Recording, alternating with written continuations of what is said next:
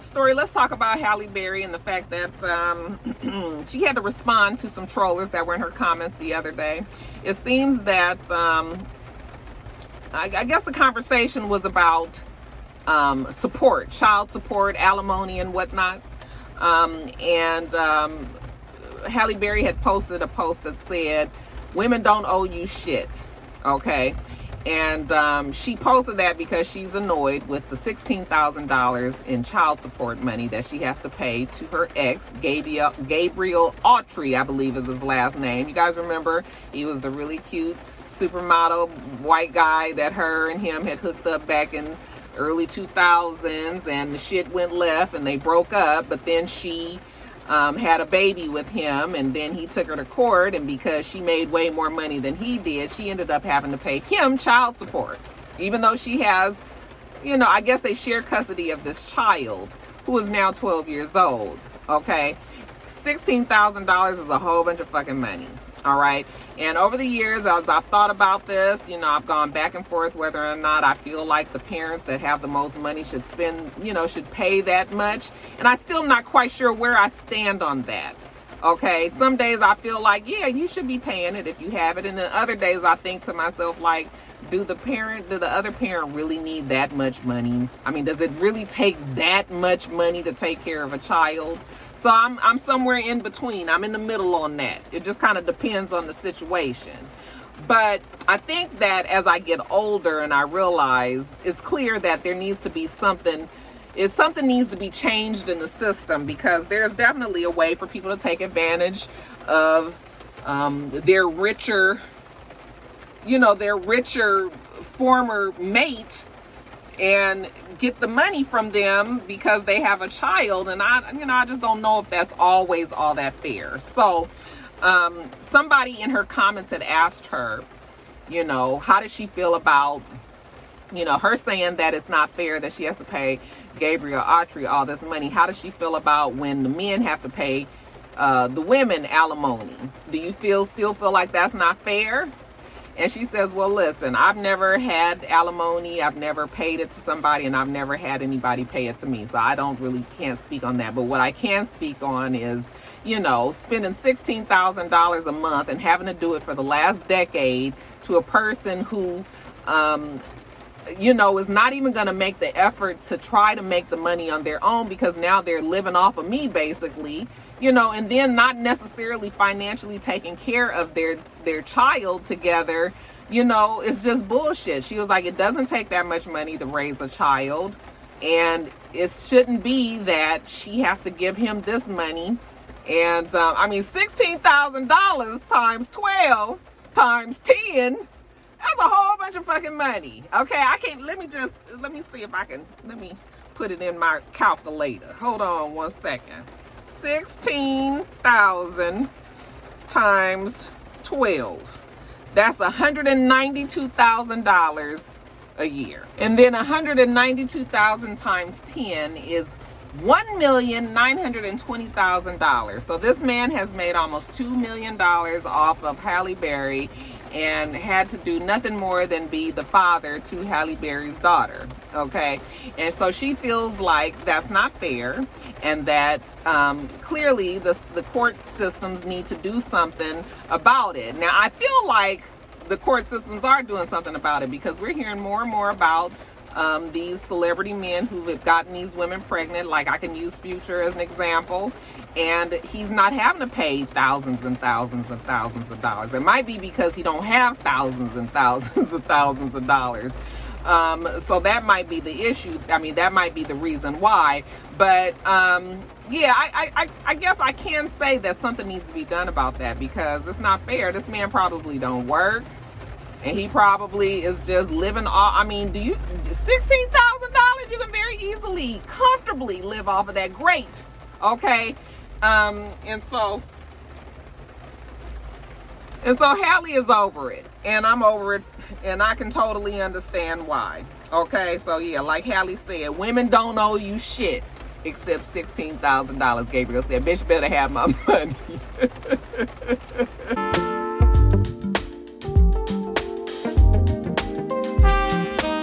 guys, just a real quick quickie for you guys. They say that McDonald's has brought back the High C Lava Burst orange flavored drink.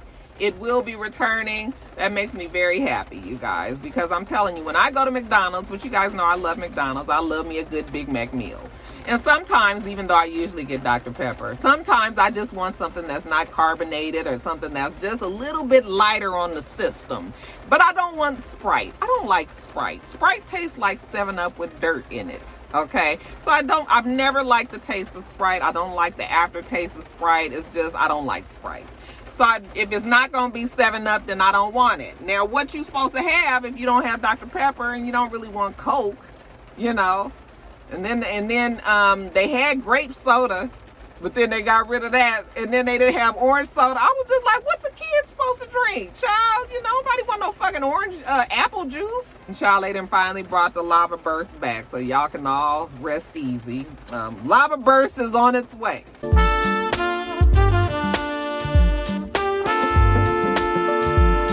Guys, looks like I have an update. I ain't never had to give you an update on the story while I'm doing a damn video.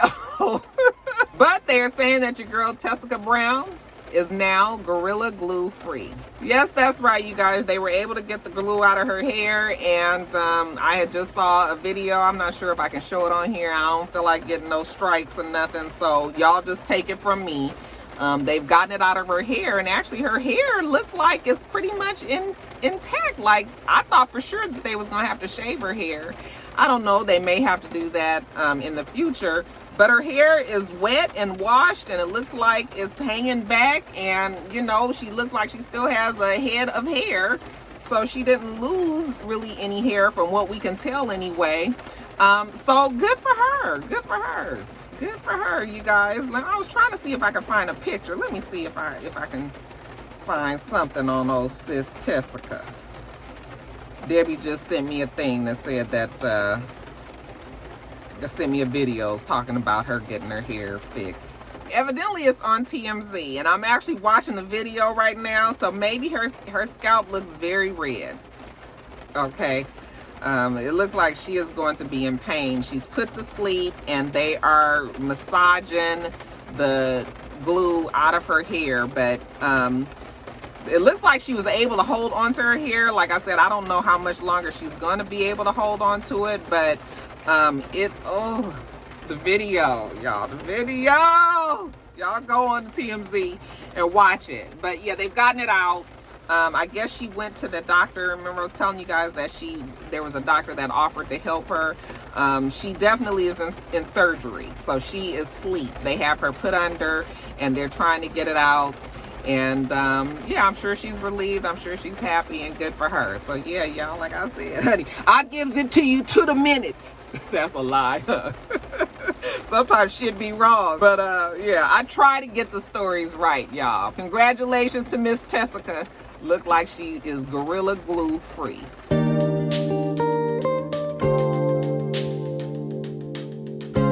Alright, you guys, next story. Let's talk about your girl Nene Leakes. Yeah, Nene is not having the best of times these days. We know that she has a lawsuit against Bravo where she has claimed they had discriminated against her, that there was a lot of racism there, and now she is ready to expose it.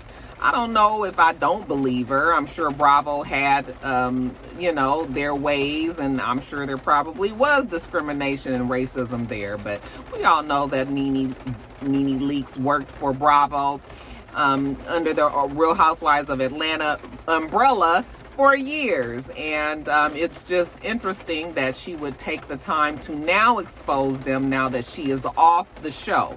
So some people were saying that she was fine with whatever this discrimination and racism was, if it even existed, when she was working there, but now she's just salty about the fact that they did not renew her contract, and that is the only reason why she has brought up this whole lawsuit, or the, you know, the bad mouthing of Bravo. So she had a team. She had a PR team represented by Jones.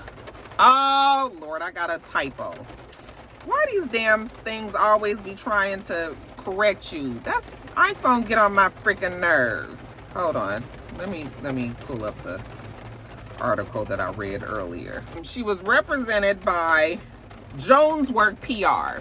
They dropped her. They're also saying she was dropped by her lawyers Stephen Grossman and Daryl Miller. She actually tweeted about it. This is what the tweet said. You can't turn on your teammate and get away with this, Stephen Grossman, Daryl Miller, Fox Rothschild. Suppression, retaliation, discrimination, unequal pay, devaluation against black women is real. It's painful and it hurts. I will fight for all women rights. P.S. Fix it. Okay. So she put that tweet out there, and it looked like she was chastising her team for leaving her. They're no longer part of her team. People were coming at her and saying that she was only saying it because of the show, and she came back with another tweet. She said, sorry about my typos. I don't tweet about the show. I do not watch the show. I don't talk about the show, and I don't talk about the girls. My concern is the treatment and abuse behind the scenes that you do not see. Please don't make fun of that. It's real, painful, and it's happening. Okay?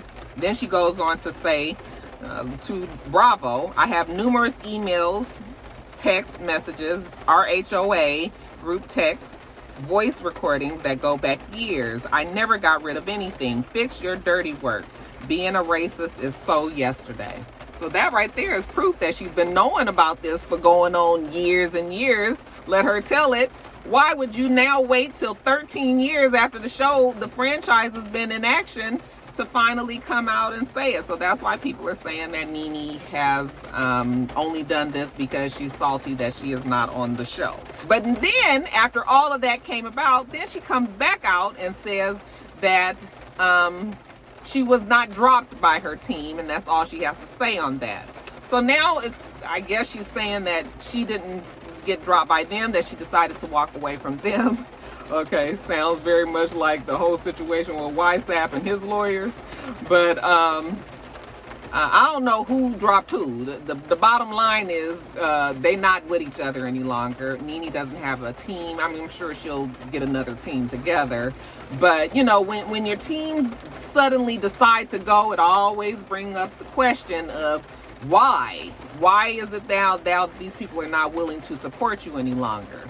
Okay, what is the issue there? And so, you know, I don't know. But Nene, I mean, I'm cool with Nene. Like, I like Nene and all. I hate that she's not on the show, but she ain't on the show. So it's just sort of like, what you gonna do next, Nene? It's, you know, it's time to just do something else, you know.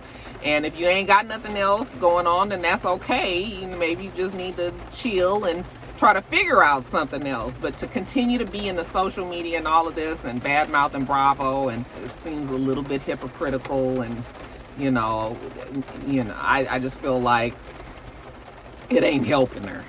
Okay, but I mean, I guess we'll wait and see if Nene really has some proof. Because I mean, if you can come out with some proof and say it, then say it, do it. You know, but don't just keep on with this, oh, I got this and I got that. All right, let us see it. Let us deal with it then. But yes, it's bad time for Nene. I kind of feel sorry for her, y'all. Don't y'all feel sorry for Nene just a little bit? Yeah? No? Oh, okay.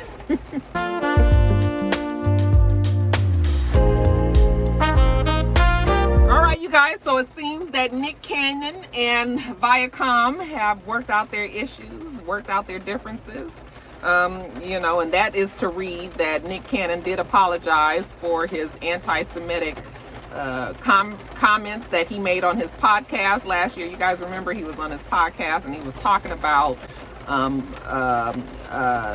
you know, I don't even really remember what he was saying, but it was something along the lines that white people were just genetically not smart. I don't really remember exactly what was it that he was saying. Anyway, it didn't do him with. He was talking about Jewish people in particular, not just white people. And yeah, you know, Jewish folks run Hollywood. They came down with the quickness and cut all his shit. Viacom cut all of his shit. He one day Wild 'N Out was on the air, and the next day it was off, and they had been canceled the rest of the damn season, and all of those people that was on Wild 'N Outs were now out of a job, and You guys, NickCannon went through all kind of changes and had a nervous breakdown, and, you know, it was crying, and, you know, because, I mean, even if you have your beliefs, you know, when you are the boss of like a whole bunch of people and you're responsible for a lot of people's livelihoods, you know, that shit can be stressful. Like now you not only are you out of a job, maybe you can handle just you being out of a job, but now you've got a whole cast and crew of people that don't have no more income, you know, that didn't really ask for, you know, your thoughts and views to be responsible for them losing their shit.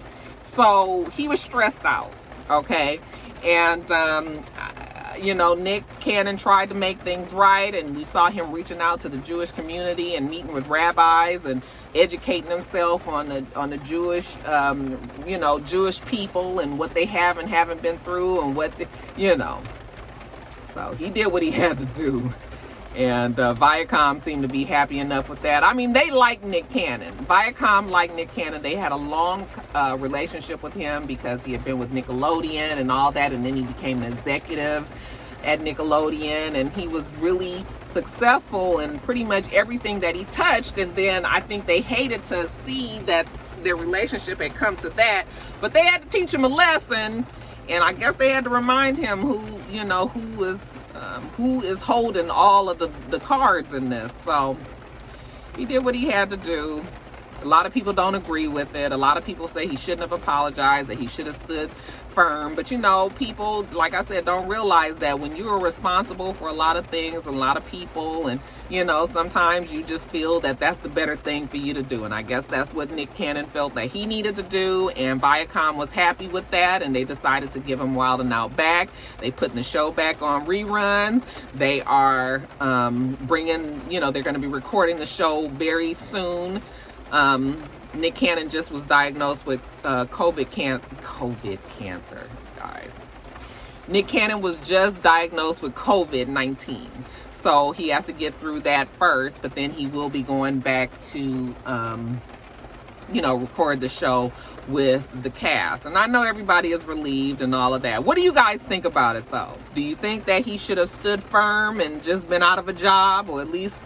He wasn't really out of a job. I mean, NickCannon is still busy, you know, but like I said, if his whole cast and crew, everybody else was out of a job, you know, they've all gone on, you know, to do their own things.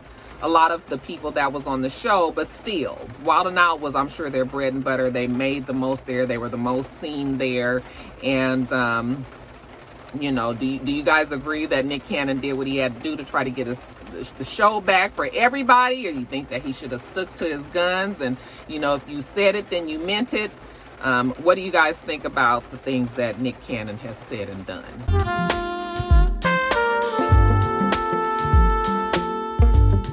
And then lastly, you guys, another quickie. There was a story going around the other day that LaurenLondon was pregnant, and I was just like, first of all, I didn't believe that she was pregnant. You know, when you look at that girl, she very much looks like she's still in mourning. She doesn't look happy at all. And, you know, I just felt like, even though I do expect her to eventually move on with her life, and even if she does, whenever she does plan to do that, that is perfectly fine. She should. She's a young girl. She's a beautiful girl. She still has the rest of her life ahead of her. She shouldn't have to grieve and mourn somebody for the rest of her life. I'm sure that Nipsey would want her to be happy, you know, in her life as well. So if she does eventually get pregnant and be with somebody else, and that's perfectly fine, okay? And nobody should be expecting her to just stay single and, you know, be a single mom. And, you know, if that's what she wants, that's fine too. But I'm saying nobody should put the pressure on her that she cannot be with anybody else. Okay, so I was fine with it either way, but I didn't think that she was pregnant. And then it did come out. She finally did put out a statement that says she wasn't pregnant, that she is still mourning Nipsey Hussle. So y'all can leave that alone. You know, leave a girl alone. Let her figure out her life. Let her mourn, get over, you know, or, you know, you don't never really get over, but let you learn how to live with it and move forward with your life. Okay, get out that child business.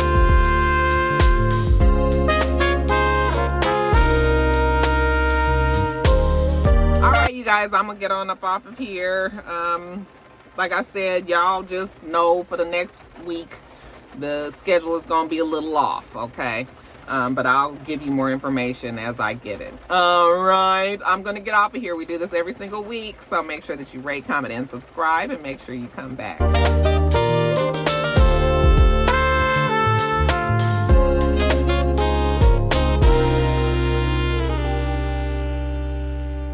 Until next time, rock stars. Bye.